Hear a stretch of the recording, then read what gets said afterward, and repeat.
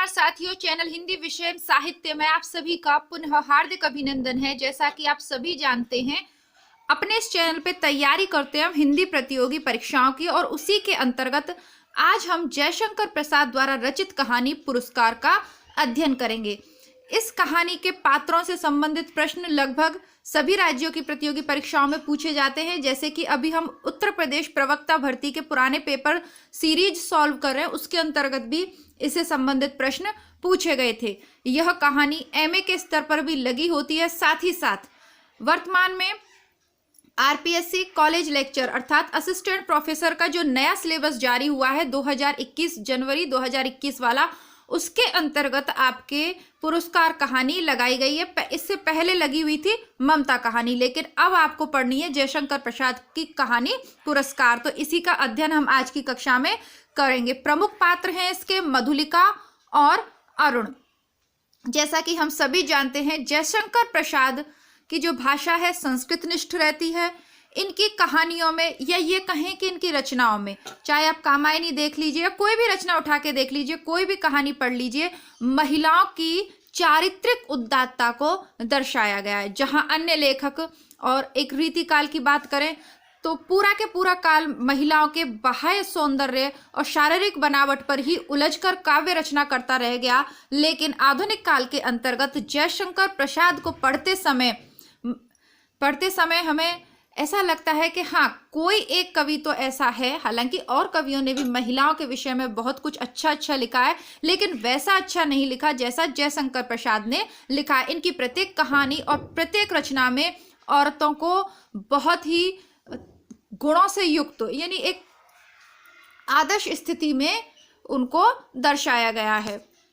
ममता कहानी की पात्र हमने देखी, ममता। उसके अलावा आकाशदीप कहानी भी नेट के सिलेबस में लगी हुई है, वहां भी चंपा की आप देखिए। उनके नाटक पढ़ेंगे तो देवसेना और कार्नेलिया को देख लीजिए, या कामायनी की श्रद्धा और ईड़ा पात्र को देख ले। प्रत्येक महिला पात्र में चारित्रिक गुणों से बहुत युक्त है, और स्त्रियों में जो नैसर्गिक गुण प्रकृति ने दिए हैं उनका पूर्ण विकास उनके स्वभाव में प्रसाद की कहानियों में देखने को मिलता है। आइए शुरू करते हैं आज की कहानी।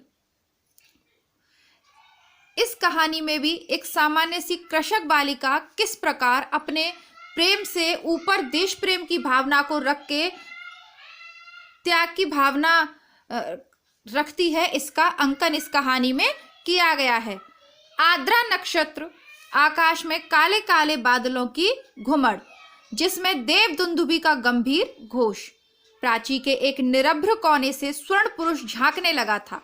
देखने लगा महाराज की सवारी। स्वर्ण पुरुष झांकने लगा था, यानी कौन सा मौसम है? बारिश वाला मौसम है। आद्रा नक्षत्र है तो बारिश वाला मौसम है, और पूर्व के निभ्रभ कोने से स्वर्ण पुरुष अर्थात प्राची यानी पूर्व दिशा, स्वर्ण पुरुष यानी सूरज झांकने लगा, अर्थात सुबह होने वाली थी। क्या देख रहा था? महाराज की सवारी। शैलमाला के अंचल में समतल उर्वरा भूमि से सौंधी बास उठ रही थी। बास यानी सुगंध, शैलमाला यानी पर्वत श्रृंखला। तो पर्वत श्रृंखलाओं के पास जो समतल भूमि थी, वहां से सौंधी सौंधी मिट्टी की खुशबू आ रही थी। नगर तोरण से जय घोष हुआ। भीड़ में गजराज का चामरधारी शुंड उन्नत दिखाई पड़ा। वह हर्ष और उत्साह का समुद्र हिलोरे भरता हुआ आगे बढ़ने लगा। तो उस समय का जो दृश्य है, वहां का खेत का क्षेत्र है, वहां का जो दृश्य है उसका अंकन किया है। प्रभात की हेम किरणों से अनुरंजित नन्ही नन्ही बूंदों का एक झोंका स्वर्ण मल्लिका के समान बरस पड़ा। मंगल सूचना से जनता ने हर्ष ध्वनि की, यानी जब भी खेती करने जा रहे हैं और बारिश हो जाए या कोई बदली बरस जाए तो उसे शुभ शगुन या संकेत मानते हैं, तो सारी जनता हर्षित हो गई। रथों, हाथियों और अश्वारोहियों की पंक्ति जम गई। दर्शकों की भीड़ भी कम न थी। गजराज बैठ गया अर्थात हाथी बैठ गया। सीढ़ियों से महाराज उतरे। सौभाग्यवती और कुमारी सुंदरियों के दो दल आम्र पल्लवों से सुशोभित मंगल कलश और फूल, कुमकुम तथा खीलों से भरे हुए थाल लिए मधुर गान करते हुए आगे बढ़े। अब इस सारे दृश्य से क्या समझ में आता है कि कोई मंगल कार्य वहां होने वाला है राजा के द्वारा। कुमकुम है, आम के पत्ते हैं, खील समझते हैं वो दीपावली पे सफेद सफेद सी जो आती है वो खील बताशे, वो उनसे भरे हुए थाल हैं, मधुर गान गाए जा रहे हैं। तो यानी कि कुछ अच्छा ही कार्यक्रम होने वाला है, इसका आभास हमें अब तक की कहानी पढ़कर लग गया। आगे देखते हैं। महाराज के मुख पर मधुर मुस्कान थी। पुरोहित वर्ग ने स्वस्त्ययन किया। स्वर्ण रंजित हल्की मूछ पकड़कर महाराज ने जुते हुए सुंदर पुष्ट बैलों को चलने का संकेत किया। बाजे बजने लगे। किशोरी कुमारियों ने खीलों और फूलों की वर्षा की। कौशल का यह उत्सव प्रसिद्ध था। एक दिन के लिए महाराज को कृषक बनना पड़ता। उस दिन इंद्र पूजन की धूमधाम होती, गोठ होती। नगर निवासी उस पहाड़ी भूमि में आनंद मनाते। प्रतिवर्ष कृषि का यह महोत्सव उत्साह से संपन्न होता। दूसरे राज्यों से भी युवक राजकुमार इस उत्सव में बड़े चाव से आकर योग देते। यानी एक प्रजा के दुख को, प्रजा की स्थिति को महसूस करने के लिए राजा एक दिन स्वयं भी कृषक के रूप में कार्य करते थे। इंद्र देवता की पूजा होती थी, क्योंकि खेती का तो सारा कार्य इंद्र की कृपा पे ही है, तो उनकी पूजा होती थी, जैसे कृष्ण भगवान ने गोवर्धन पूजा की थी। अब और आसपास के राज्यों के राजकुमार भी देखने आते थे। मगध का राजकुमार अरुण अपने रथ पर बैठा बड़े कौतूहल से यह दृश्य देख रहा था। तो कौन थे? एक तो कौशल के जो राजा थे, उनके राज्य में तो ये उत्सव या कार्यक्रम हो रहा था, और देख कौन रहा था? मगध का राजकुमार अरुण। बीजों का एक बाल लिए कुमारी मधुलिका महाराज के साथ थी। बीज बोते हुए महाराज जब हाथ बढ़ाते तब मधुलिका उनके सामने थाल कर देती। यह खेत मधुलिका का था, जो इस साल महाराज की खेती के लिए चुना गया था, इसलिए बीज देने का सम्मान मधुलिका ही को मिला। वह कुमारी थी, सुंदरी थी। कौशाया बसन उसके शरीर पर इधर उधर लहराता हुआ स्वयं शोभित हो रहा था। वह कभी उसे संभालती और कभी अपने रूखे अलकों को, रूखे सूखे बालों को। कृषक बालिका के शुभ्र भाल पर श्रम कणों की भी कमी ना थी। वे सब बरौनियों में गुथे जा रहे थे, यानी परिश्रम के बाद जो पसीने की बूंदें आती हैं वह। सम्मान और लज्जा उसके अधरों पर मंद मुस्कुराहट के साथ सिहर उठते, किंतु महाराज को बीज देने में शिथिलता उसने नहीं की। सब लोग महाराज का हल चलाना देख रहे थे, विस्मय से, कौतूहल से। और अरुण देख रहा था कृषक कुमारी मधुलिका को। आहा, कितना भोला सौंदर्य, कितनी सरल चितवन। तो हमने चैनल पे एक निबंध पढ़ा था, प्लेलिस्ट में उपलब्ध है, मजदूरी और प्रेम। तो वहां पर भी सरदार पूर्ण सिंह कहते हैं कि प्रेम मतलब जो सौंदर्य है वो परिश्रम से उत्पन्न, जब तक पसीने की बूंदें ना हो तब तक वो मतलब असली सौंदर्य वही है। गोदान के पात्र भी आपने देखा होगा कि जब मेहता और मालती पिकनिक के लिए जाते हैं तो एक आदिवासी बालिका उनकी मदद करती है, उसको भी मेहता बहुत सौंदर्य युक्त युक्ति मानते हैं, क्योंकि वहां मेहनत है, कर्म, परिश्रम से उत्पन्न जो सौंदर्य है उसमें प्राकृतिक शोभा या आभा रहती है। ऐसा ही यहाँ है, सब लोग महाराज को देख रहे हैं और अरुण राजकुमार होके उसकी नजरें कहाँ है? कृषक बालिका पे, क्योंकि जो पसीने की बूंदें आई है कर्म के, तो उसमें उसका सौंदर्य और निखर के आ रहा है। आगे कहानी में उत्सव का प्रधान कृत्य समाप्त हो गया। महाराज ने मधुलिका के खेत का पुरस्कार दिया, थाल में कुछ स्वर्ण मुद्राएं। वह राजकीय अनुग्रह था। मधुलिका ने थाली सिर से लगा ली, किंतु साथ उसमें की स्वर्ण मुद्राओं को महाराज पर न्यौछावर करके बिखेर दिया। मधुलिका की उस समय की ओजस्वित मूर्ति लोग आश्चर्य से देखने लगे। महाराज की ब्रुकटी भी जरा चढ़ी ही थी कि मधुलिका ने सविनय कहा, देव, यह मेरे पितृ पितामहों की भूमि है, इसे बेचना अपराध है, इसलिए मूल्य स्वीकार करना मेरी सामर्थ्य के बाहर है। महाराज के बोलने से पहले ही वृद्ध मंत्री ने तीखे स्वर से कहा, अबोध, क्या बक रही है? राजकीय अनुग्रह का तिरस्कार? तेरी भूमि से चौगुना मूल्य है। फिर कौशल का तो यह सुनिश्चित राष्ट्रीय नियम है। तू आज से राज की रक्षण पाने की अधिकारिणी हुई, इस धन से अपने को सुखी बना। अब मधुलिका के स्वर देखिए, मधुलिका क्या कह रही है कि भाई ये मेरे पिता उनकी भूमि है, तो मुझे इसे बेचने का अधिकार नहीं है, मैं इसे नहीं बेचना चाहती। और ये अब तो भली जमीन बेची जा रही, पहले के समय में कितनी भी बुरी अवस्था हो लोग अपनी जमीन नहीं बेचते थे जब तक संभव हो। वो उनकी मान मर्यादा का प्रतीक रहा करती थी। राजकीय रक्षण की अधिकारी तो सारी प्रजा है मंत्रीवर। महाराज को भूमि समर्पण करने में मेरा तो कोई विरोध न था और न है, किंतु मूल स्वीकार करना असंभव है। मधुलिका उत्तेजित हो उठी। महाराज के संकेत करने पर मंत्री ने कहा, देव, वाराणसी युद्ध के अनन्यतम वीर सिंहमित्र की यह एकमात्र कन्या है। महाराज चौंक उठे। सिंहमित्र की कन्या, जिसने मगध के सामने कौशल की राज रख ली थी, उसी वीर की यह कन्या मधुलिका है। हाँ देव, सविनय मंत्री ने कहा। इस उत्सव के परंपरागत नियम क्या हैं मंत्रीवर? महाराज ने पूछा। देव, नियम तो बहुत साधारण है। किसी की भी अच्छी भूमि को इस उत्सव के लिए चुनकर नियमानुसार पुरस्कार स्वरूप उसका मूल्य दे दिया जाता है, वह भी अत्यंत अनुग्रह पूर्वक, अर्थात भू संपत्ति का चौगुना मूल्य उससे मिलता है। उस खेती को वही व्यक्ति वर्ष भर देखता है, वह राजा का खेत कहा जाता है। महाराज को विचार संघर्ष से विश्राम की अत्यंत आवश्यकता थी। महाराज चुप रहे। जय घोष के साथ सभा विसर्जित हुई। सब अपने अपने शिविरों में चले गए, किंतु मधुलिका को उस समय फिर किसी ने न देखा। वह अपने खेत की सीमा पर विशाल मधुक वृक्ष के चिकने हरे पत्तों की छाया में अनमनी चुपचाप बैठी रही। यानी कि वो राजाज्ञा का विरोध तो नहीं करती, लेकिन वो मूल्य भी स्वीकार नहीं करती, और एक तरीके से अपनी स्वाभिमानी और अपना जो गर्व है ना, एक उसको प्रदर्शित करती है मधुलिका के। ठीक है, जो राज का नियम है वो मुझे मान्य है, किंतु मैं अपनी भूमि को बेचूंगी नहीं। रात्रि का उत्सव अब विश्राम ले रहा था। राजकुमार अरुण उसमें सम्मिलित नहीं हुआ, अपने विश्राम भवन में जागरण कर रहा था। आंखों में नींद न थी। प्राची में जैसी गुलाली खिल रही थी, वह रंग उसकी आंखों में था। सामने देखा तो मुंडेर पर कपोती एक पैर पर खड़ी, पंख फैलाए अंगड़ाई ले रही थी। अरुण उठ खड़ा हुआ। द्वार पर सुसज्जित अश्व था। वह देखते देखते नगर तोरण पर जा पहुंचा। रक्षक गण ऊँघ रहे थे। अश्व के पैरों की शब्द से चौंक उठे।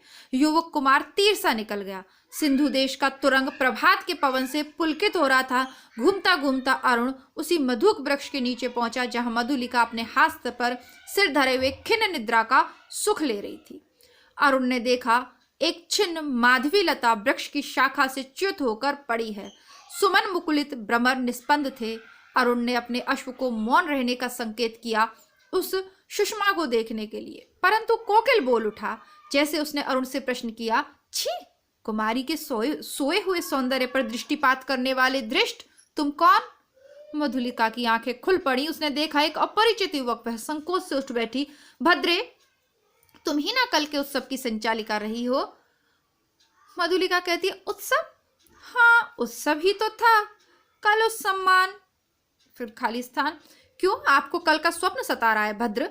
क्या आप मुझे इस अवस्था में संतुष्ट ना रहने देंगे? अब देखिए, अरुण मगध का राजकुमार है, और उसी मगध से जब लड़ाई होती है कौशल की, और कौशल का जो सेना नायक है मधुलिका के पुत्र हैं, तो मधुलिका के पिता हैं, और वो मगध के विरुद्ध राजा को जितवाते हैं। अब ये उसी मगध का राजकुमार है। क्यों? अब अरुण उससे कहता है, मेरा हृदय तुम्हारी उस छवि का भक्त बन गया है देवी। मेरे उस अभिनय को अब मधुलिका कहती है, मेरे उस अभिनय का, मेरी विडंबना का, आह, मनुष्य कितना निर्दय, अपरिचित, क्षमा करो, जाओ अपने मार्ग। सरलता की देवी, मैं मगध का राजकुमार तुम्हारे अनुग्रह का प्रार्थी हूं। मेरे हृदय की भावना अवगुंठन में रहना नहीं जानती, उसे अपनी ... अवगुंठन यानी पर्दे में। वो कहता है कि तुम बहुत सरलता से अपनी बातें कह लेती हो। वो अपना परिचय देते हुए कहता है कि मैं मगध का राजकुमार हूं। मतलब एक तरीके से प्रेम निवेदन कर रहा है। वो कह रहा है कि मेरी हृदय की भावना छिपना नहीं, पर्दे में रहना नहीं जानती। मधुलिका कहती है, राजकुमार, मैं कृषक बालिका हूं। आप नंदन बिहारी, और मैं पृथ्वी पर परिश्रम करके जीने वाली। आज मेरी स्नेह की भूमि पर से मेरा अधिकार छीन लिया गया है। मैं दुख से विकल हूं, मेरा उपहास ना करो। अरुण कहता है, मैं कौशल नरेश से तुम्हारी भूमि तुम्हें दिलवा दूंगा। नहीं, वह कौशल का राष्ट्रीय नियम है, मैं उसे बदलना नहीं चाहती, चाहे उससे मुझे कितना ही दुख हो। अब यहाँ मधुलिका का राष्ट्र प्रेम दिखाई दे रहा है कि वो अपने राष्ट्र से इतना प्रेम करती है कि उसे बहुत कष्ट हो रहा है अपनी भूमि देने में, लेकिन फिर भी वो दे देती है, क्योंकि वो उसके राष्ट्र का या देश का नियम है। अरुण कहता है, तब तुम्हारा रहस्य क्या है? मधुलिका कहती है, यह रहस्य मानव हृदय का है, मेरा नहीं। राजकुमार, नियमों से यदि मानव हृदय बाध्य होता तो आज मगध के राजकुमार का हृदय किसी राजकुमारी की ओर न खिंचकर एक कृषक बालिका का अपमान करने न आता। मधुलिका उठ खड़ी हुई।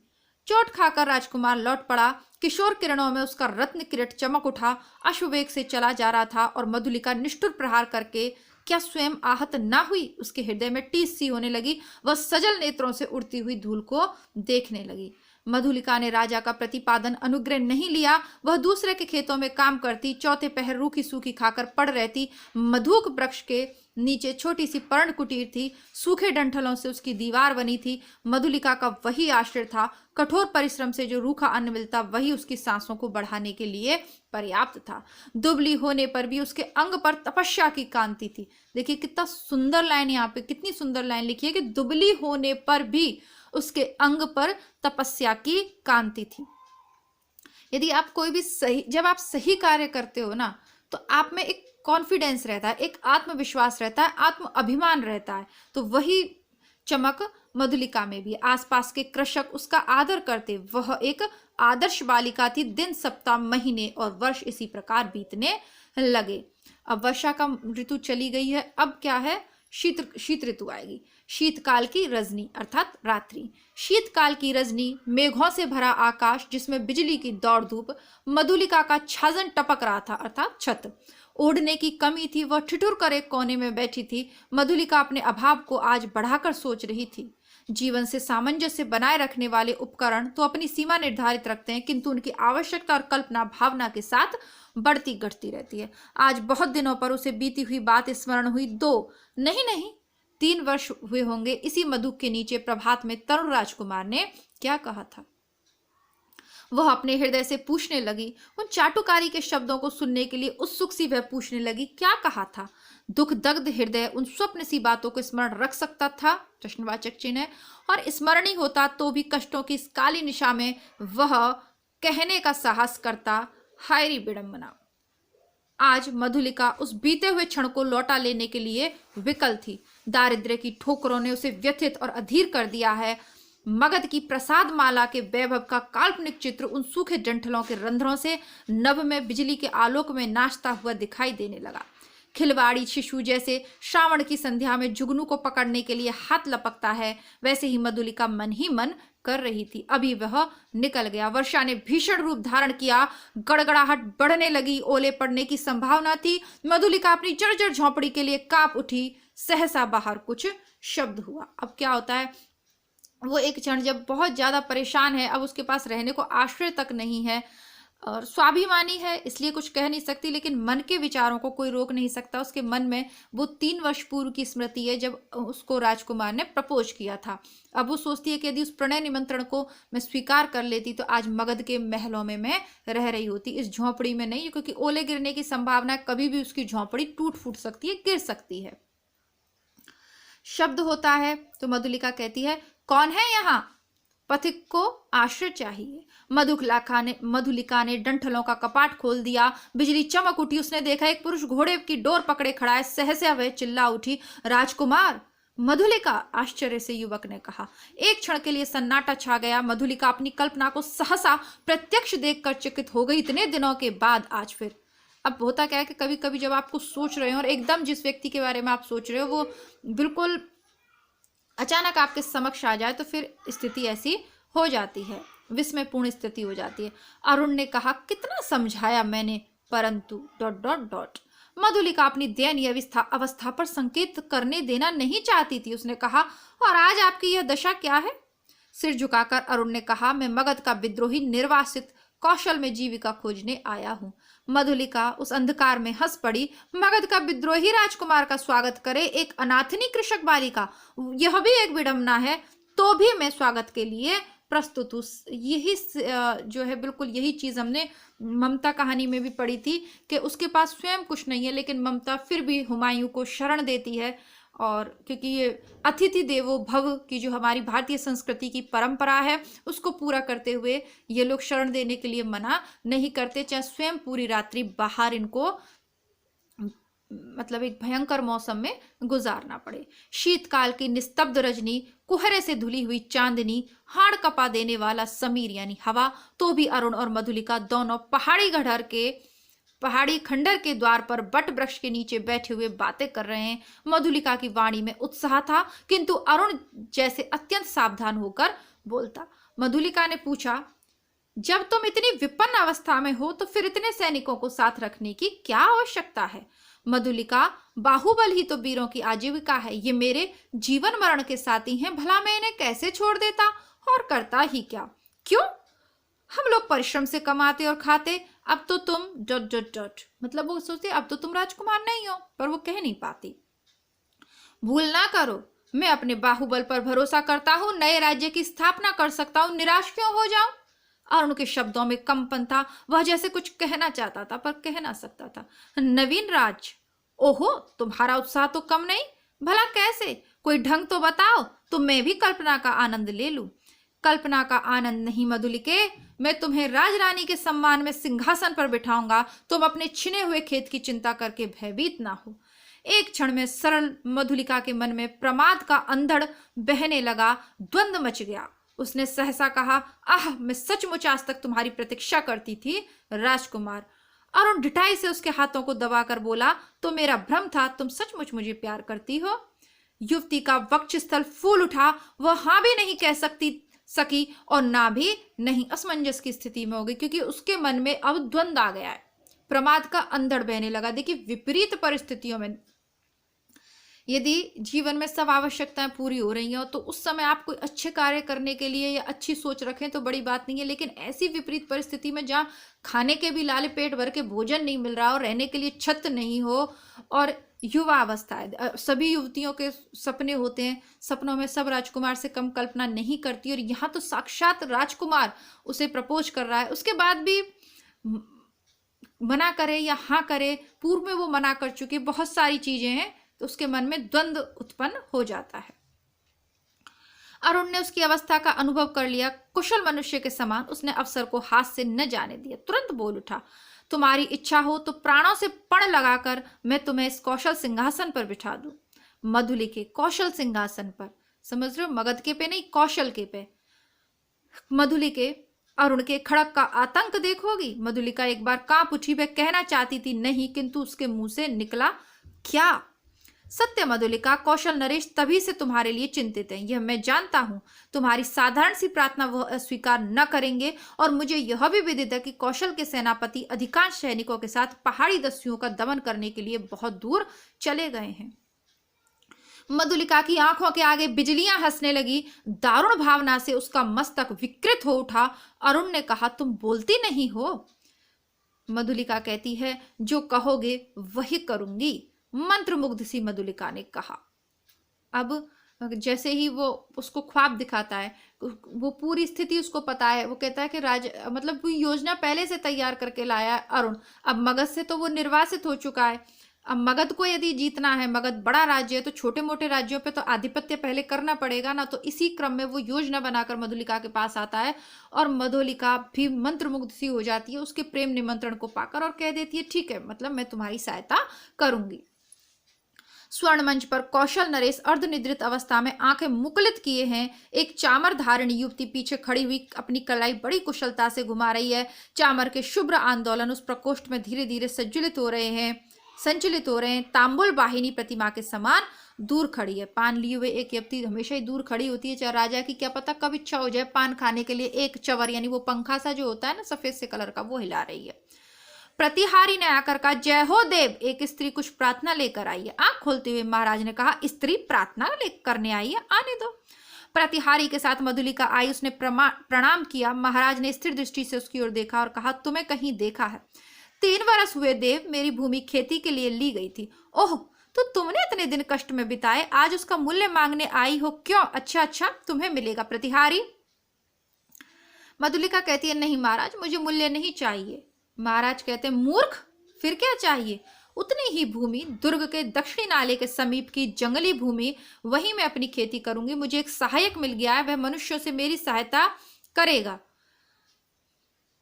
भूमि को समतल भी बनाना होगा। महाराज ने कहा, कृषक बालिके, वह बड़ी उबड़ खाबड़ भूमि है, तिस पर वह दुर्ग के समीप एक सैनिक महत्व रखती है। तो वो कहती है, तो फिर मैं निराश लौट आऊं? सिंह मित्र की कन्या, मैं क्या करूं? तुम्हारी यह प्रार्थना देव जैसी आज्ञा हो, जाओ तुम शिव। फिर राजा को सोच के कहता है, जाओ तुम श्रमजीवियों अर्थात मजदूरों को उसमें लगाओ। मैं अमात्य को आज्ञा पत्र देने का आदेश करता हूँ। जय हो देव कहकर प्रणाम करती हुई मधुलिका राज मंदिर के बाहर आई। दुर्ग के दक्षिणी भयावने नाले के तट पर घना जंगल है। आज मनुष्यों के पद संचार से शून्यता भंग हो रही थी, यानी वैसे वहां सुनसान पड़ा रहता था, लेकिन अब मधुलिका का वहां खेत बन रहा है तो लोग वहां पे कार्य कर रहे हैं। अरुण के छिपे वे मनुष्य स्वतंत्रता से इधर उधर घूमते थे। यानी कौन थे वो? अरुण के जो साथी उसके साथ आए थे राज्य छोड़कर, वही लोग थे। झाड़ियों को काटकर पथ बन रहा था। नगर दूर था, फिर उधर यूं ही कोई नहीं आता था। फिर अब तो महाराज की आज्ञा से वहां मधुलिका का अच्छा सा खेत बन रहा था, तब इधर की किसको चिंता होती? यानी पूरी तरीके से वो लोग निर्बाध रूप से अपना कार्य कर रहे थे। एक घने कुंज में अरुण और मधुलिका एक दूसरे को हर्षित नेत्रों से देख रहे थे। संध्या हो चली। उस निविड़ वन में उस नवागत मनुष्यों को देखकर पक्षीगण अपने नीड़ को लौटते हुए अधिक कोलाहल कर रहे थे। प्रसन्नता से प्रकृति अधिक समझदार होती है और पक्षी बहुत समझदार होते हैं। वैसे भी अकेले रहते थे, अब कोई वहां पर हलचल नहीं थी, अब हलचल को देखकर कोलाहल कर रहे हैं। प्रसन्नता से अरुण की आंखें चमक उठी। सूर्य की अंतिम किरण झुरमुट में घुसकर मधुलिका के कपोलों से खेलने लगी। अरुण ने कहा, 4 प्रहर और विश्वास करो, प्रभात में ही इस जीर्ण कलेवर कौशल राष्ट्र की राजधानी श्रीवस्ती में तुम्हारा अभिषेक होगा और मगध से निर्वासित मैं एक स्वतंत्र राष्ट्र का अधिपति बनूंगा। मधुलिके, भयानक। अरुण, तुम्हारा साहस देखकर मैं चकित हो रही हूं। केवल 100 सैनिकों से तुम? रात के तीसरे पहर मेरी विजय यात्रा होगी, तो तुमको इस विजय पर विश्वास है? अवश्य। तुम अपनी झोंपड़ी में यह रात बिताओ, प्रभात से तो राजमंदिर ही तुम्हारा लीला निकेतन बनेगा। मधुलिका प्रसन्न थी, किंतु अरुण के लिए उसकी कल्याण कामना सशंक थी। वह कभी कभी उद्विग्न सी होकर बालकों के समान प्रश्न कर बैठती। अरुण उसका समाधान कर देता।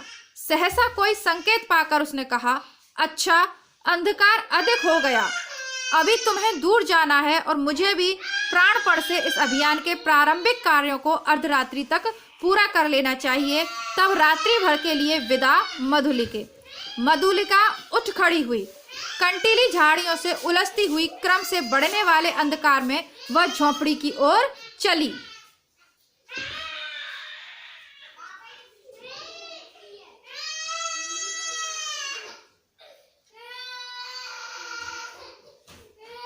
पथ अंधकार में था और मधुलिका का हृदय भी निविड़तम से घिरा था। अब वो उसको कहता है कि तुम यहाँ से चली जाओ, क्योंकि सुबह तो तुम्हें रानी के रूप में मैं तुम्हारा अभिषेक, यहाँ पे अभिषेक तो वैसे राजा का होता है, मतलब तुम रानी बन जाओगी, चली जाओ।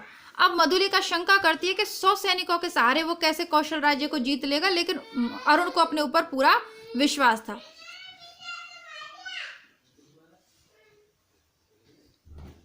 पथ अंधकार में था और मधुलिका का हृदय भी निविड़तम से घिरा था, यानी गहरे अंधकार से डूबा जा रहा था। उसका मन सहसा विचलित हो उठा, मधुरता नष्ट हो गई।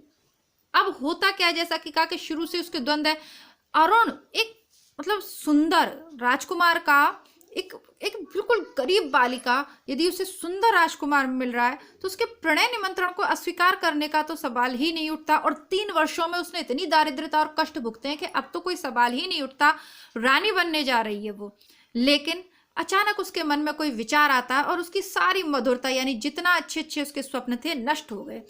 जितनी सुख कल्पना थी वह जैसे अंधकार में विलीन होने लगी। वह भयभीत हो उठी। पहला भय उसे अरुण के लिए उत्पन्न हुआ, यदि वह सफल ना हुआ तो। फिर सहसा सोचने लगी, वह क्यों सफल हो? श्रीवस्ती दुर्ग एक विदेशी के अधिकार में क्यों चला जाए?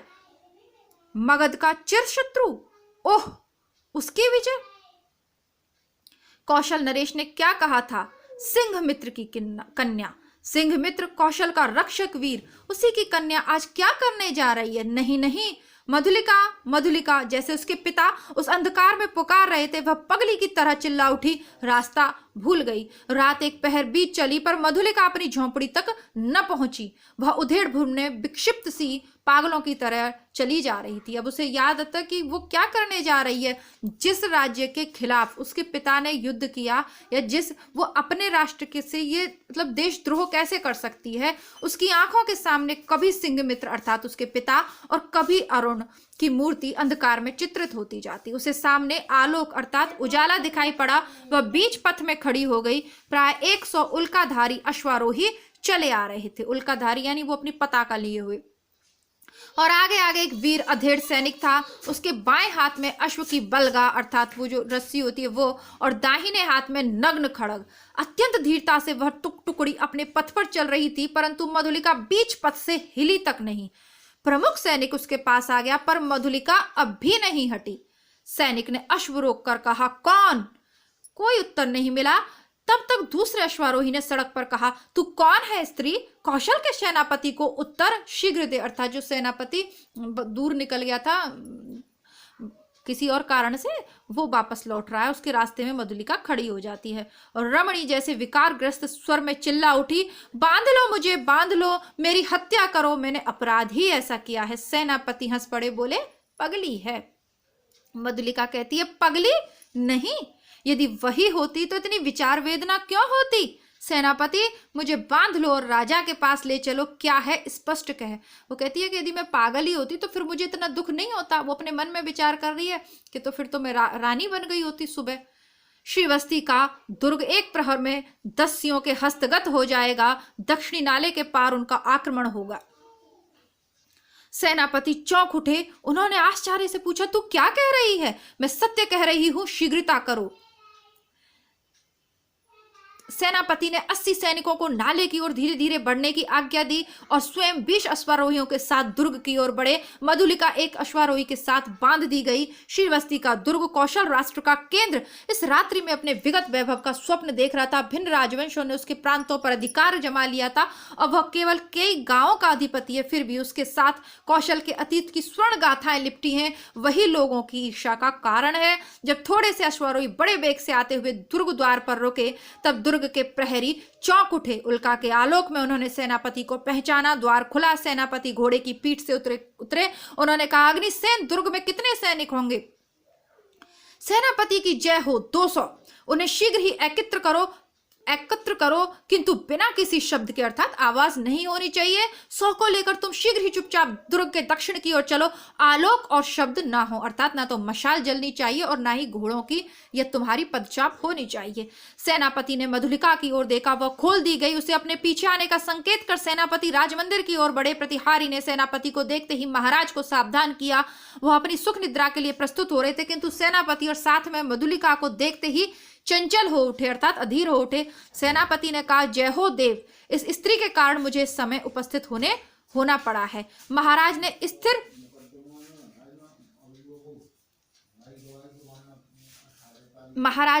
स्थिर नेत्रों से देखकर कहा, सिंह मित्र की कन्या फिर यहाँ क्यों?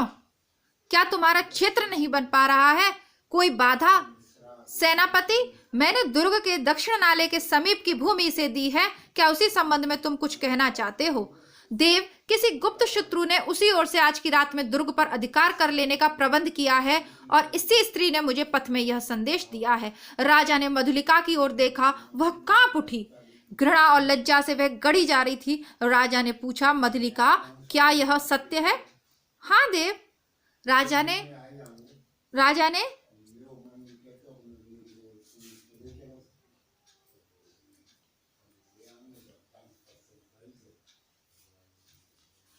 राजा ने सेनापति से कहा, सैनिकों को एकत्र करके तुम चलो, मैं अभी आता हूं। सेनापति के चले जाने पर राजा ने कहा, सिंहमित्र की कन्या, तुमने एक बार फिर कौशल का उपकार किया। यह सूचना देकर तुमने पुरस्कार का काम किया है। अच्छा, तुम यही ठहरो, पहले उन आतताइयों का प्रबंध कर लूं। अपने साहसिक अभियान में अरुण बंदी हुआ और दुर्ग उल्का के आलोक में अतिरंजित हो गया। भीड़ ने जयघोष किया। सबके मन में